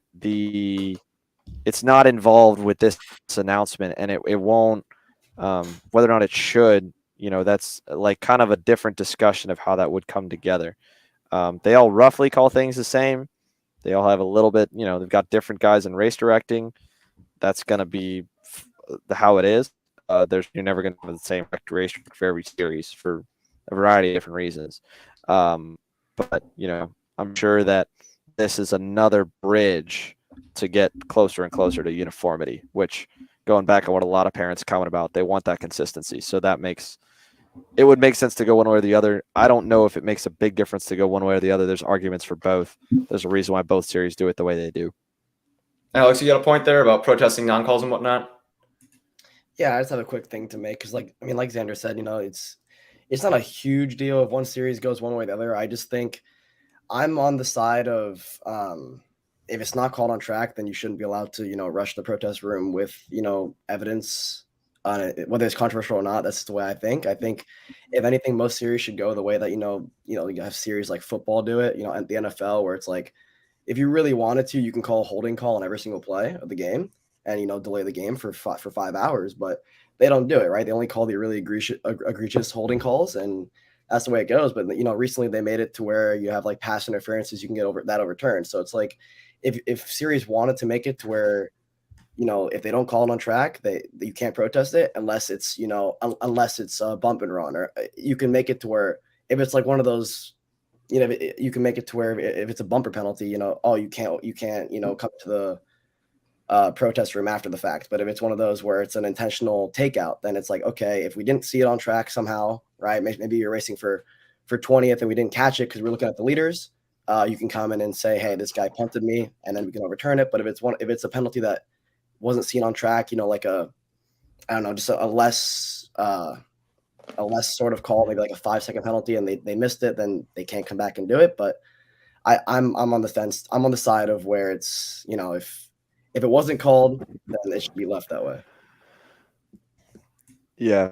What do we got next? We got a lot here. Hold on. I want to go back a little bit, Aaron, real quick. So the scholarship idea from Ed. So I want to clarify. I know that there's series owners coming in. Every time I talk about like cash prizes and stuff like that, they're like, Xander, we're stretching thin. Stop saying to spend us more money because we're spending money on you already, blah, blah, blah. And I'm asking for more. I'm like the kid that keeps asking for more allowance to go back and blow it at the candy store. I want to clarify that this pipe dream of an idea, pipe dream may be a little bit, rude of a way to, explain it. But in theory, the way that stuff works, first of all, yeah, it lasts you for the season, whatever the difference in the budget is. So you do see in the Road to Indy dynamic, where some guys do come in, they get the scholarship the year before, they run it out, and it doesn't go anywhere. In theory, you run it, you now like go from a class that had $0 for the cash purse, like KA, or much lower at certain series, to a higher cash purse.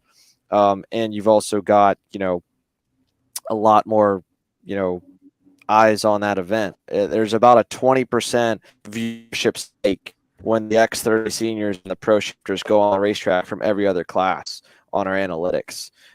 So, you're out there on a much higher stage. And that's just going to keep going.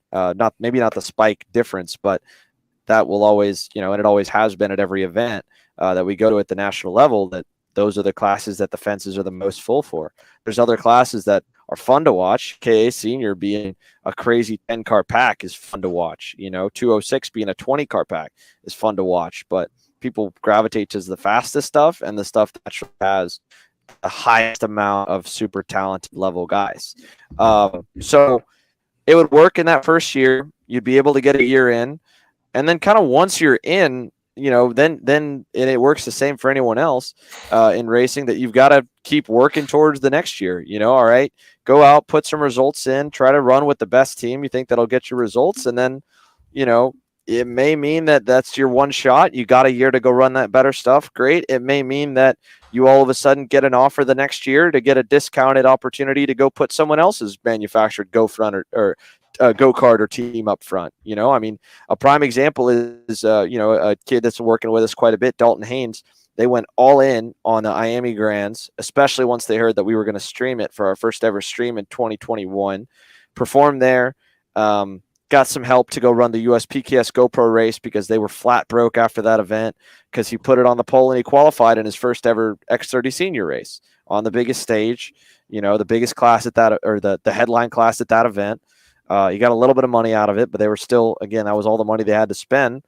Got sponsors after that event. A lot of people watched him. A lot of people saw, got support, got to go run, and then got to run a good amount of races last year too on a bunch of different rides. So I'm not saying it's a guarantee you're going to get to stay every year, and you can't have it, it'd be a never ending pool if it went the year after.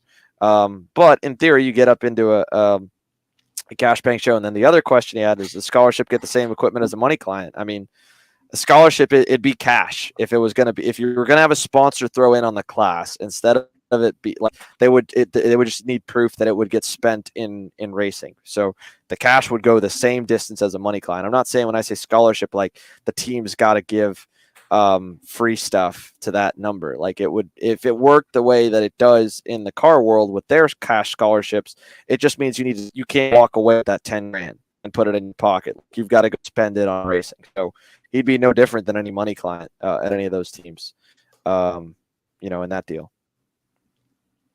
So we had a couple other interesting points here. Chris McCartney had a good question of, do your points get reset to 0? You may not know this. You may not know how the system works. I don't think it's 100% set yet anyways. Would you just reset to 0 after that? Do you retain a portion of the points and say, like, you're still on thin ice right now? How is the point system going to work after you point out in this scenario? So it would probably mean that you would just drop back down. So the points expire after 12 months, and not like every 12 months you go back to 0. Like if you got a penalty in January, that penalty stays on you until the next January, and then that point goes off your system. It's very similar to how the super license points work in F1. And joking with Tim on the show here as well. Tim, I agree. I think we should do a Q&A video with we talked about this actually a couple weeks ago when we were getting closer for Tim launching this. But basically what it would be is that the penalties you acquire, they have a 12-month lifespan on your license. And then if you sit out a race, it would take off probably 1 to 2 points just to get you back under the legal limit. But you'd be looking over your shoulder for the next probably couple months still to not get any bit more. I don't think it should clear everything. If it clears everything, then you would just wreck people before a race you didn't want to go to, and then it would count as a race to clear your credits. So I know he's still working out. He's got his system built. He's probably still working out more kinks on it. We'll have Tim on the show at some point here in the next couple of weeks to explain it a little bit more. But my guess and my understanding, first of all, I do know that the points have a 12-month span. It's not going to be like every 12 months they all go back to 0. But the secondary would be, how many points come off when you sit out a race. I don't know. I would say my vote would be just a couple races, not a couple points, but not fully take it back down to 0 for a suspension. Because then you would just go rack them up again. Yeah, I think you do what you do with the NBA and technical fouls, where if you get 16 technical fouls in a regular season, you get suspended for a game. And then for each 2 additional fouls, for each 2 additional points you gather up, that's another suspension after that game. So you're punishing repeat offenders, but you're not allowing them, or you're not just indefinitely suspending them. You're giving them a little bit of a window where they can make like one mistake, and then say the second penalty they get every single time it repeats, they're getting suspended again. So it kind of puts them on a much shorter leash. Yeah, and so this is a good point, Emory. I like that idea. There's going to be a lot of solutions. I'm sure that Tim Coyne will be, at the minimum, talking to Xander about it and a lot of other people to get a good idea. One of the discrepancies that we did see, Justin's pointed out, Justin Dietrich, he does a lot of stuff in karting, is that ROK and SCUSA have camera systems and USPKS doesn't. That was something that I thought of as well, where it's a lot easier to catch stuff with the camera system. It might be a little more harsh. I'm not sure whether it's going to mean USPKS has to get a camera system or if drivers have to be a little more on their toes when they're running SCUSA. But if you guys have any thoughts on that. Sorry, I got a text from another question that came in on my phone. What'd you say? Justin Dietrich made a good point about camera systems at ROK and SCUSA, so they probably catch a little bit more, but USPKS doesn't. So, maybe that 20th position punt into the grass for some kid isn't going to get caught there, but SCUSA will catch it. Any thoughts on that? Any thoughts on whether anything is going to need to be done by the series to work around something like that? I don't think you need to. I think, you can get it over time better. Howie Idelson's comments really good about how about licensing officials with a standardized set of parameters for making calls. Maybe they need to go through an official training program. I fully agree. I think that, as racers, all that you want is to know what are the dimensions of the sandbox you play in. Like, I may not agree. We are all there's low chances of all of us agreeing on what is a penalty and what's not in every scenario. But we don't have to like it. We just need to know where the line is. And then I'll be like, all right, if I want to race this race, I just don't cross that line.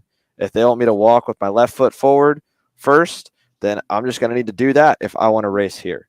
So I agree. And for the most part, we're similar, maybe, but we definitely could be more fully aligned and more standardized.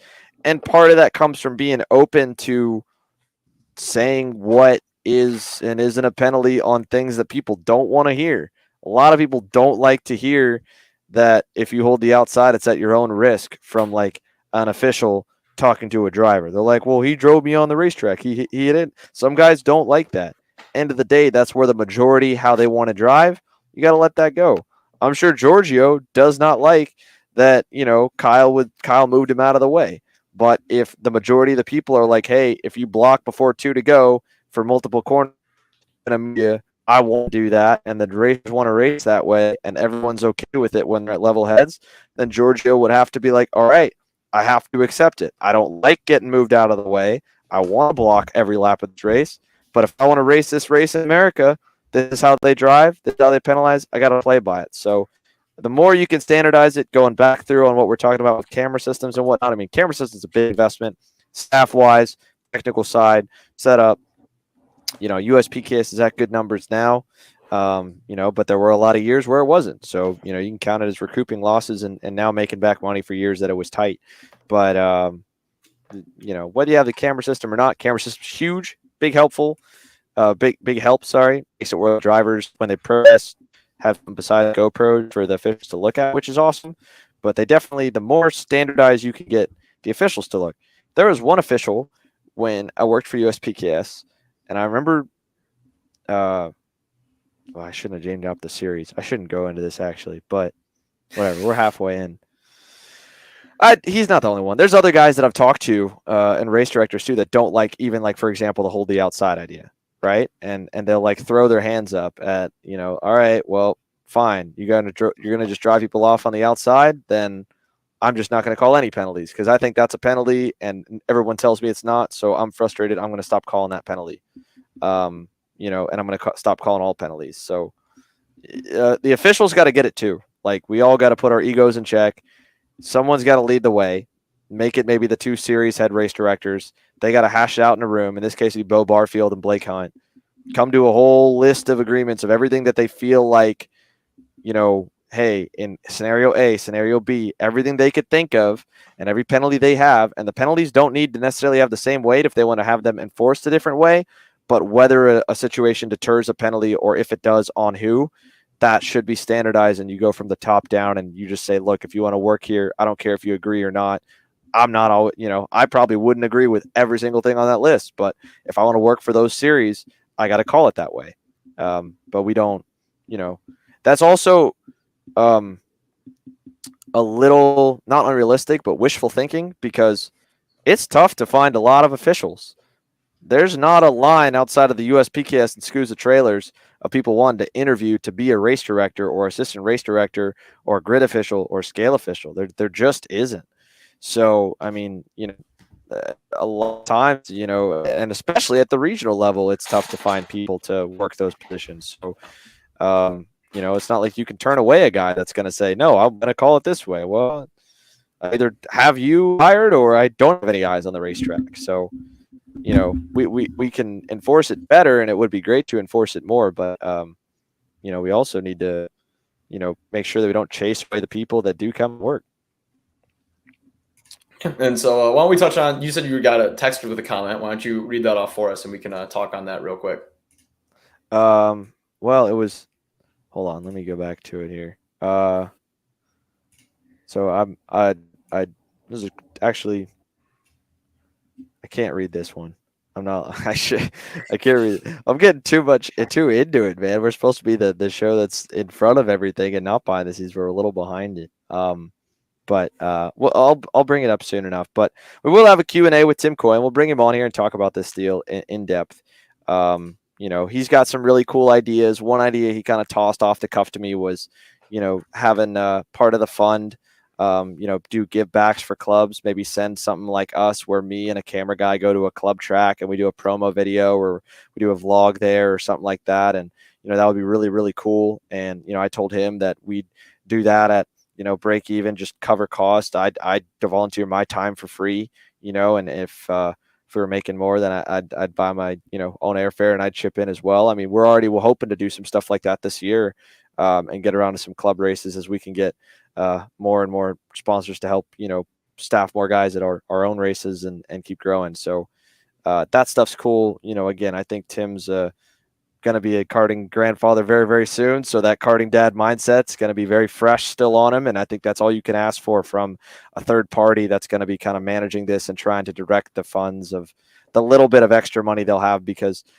we live in a very sue happy country like not. So a big part of that $150 fee is going to go to liability insurance, because if you say someone's good enough to, you know, go race a shifter and they go maim themselves and they go get hurt, they'll come after anybody. Series have to carry insurance, both to help with bills and liability getting sued. I've got, you know, stuff for us. I got it about a race too late after Trevor got his foot taken off, but we have it. So none of our guys get hurt. So there's cost. There's cost for labor, for data entry, building the system out, all that deal. At least two, this comment here from Derek Wargo, right? This is a, you know, saying these series need to make a point of officiating and calling penalties. Without that, it's getting ugly in what we've been seeing. I think, you know, part of the fear of any series like public putting a guy on blast too, because there are harsh penalties that do get handed out on the weekend. There were guys ejected at Supernats for pushing out their pushback bumpers. More Ramos and DeTulio got DQ'd from Heat 1 at USPKS for pushing their bumpers out. You know, again, Morgado with the engine seal. Maybe it's on us too, maybe for a little bit of putting more of these guys that get chunked on blast and having that social media outrage on a guy for getting a penalty too, because that's basically adds to the penalty of getting embarrassed online. But I definitely don't want to do that for mini, micro, and maybe not junior. Last question we got here. We'll run one more. Burpo Racing. Is this licensed with the FIA?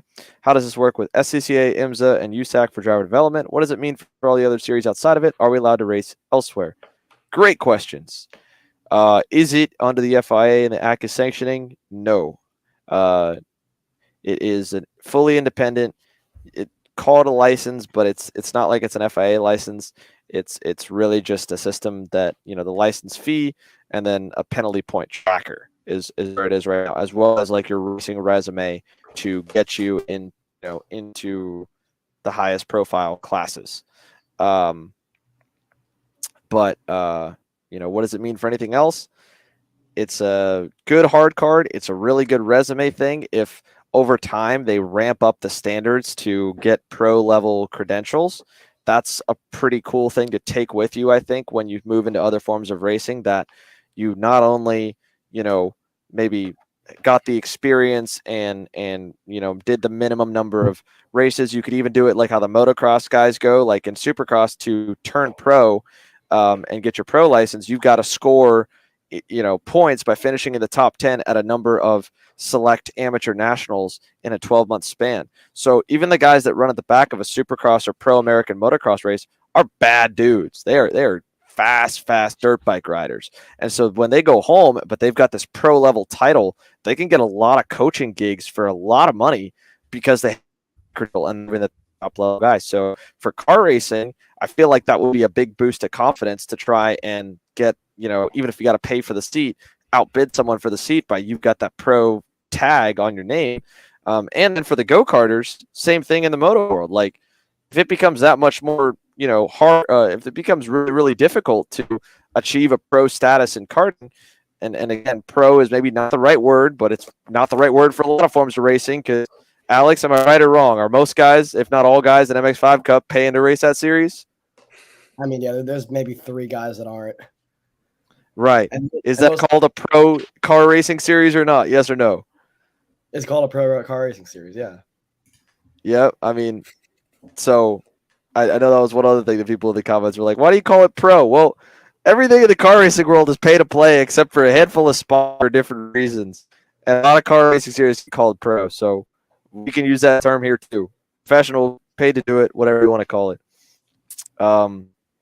But yeah, I think that would be good.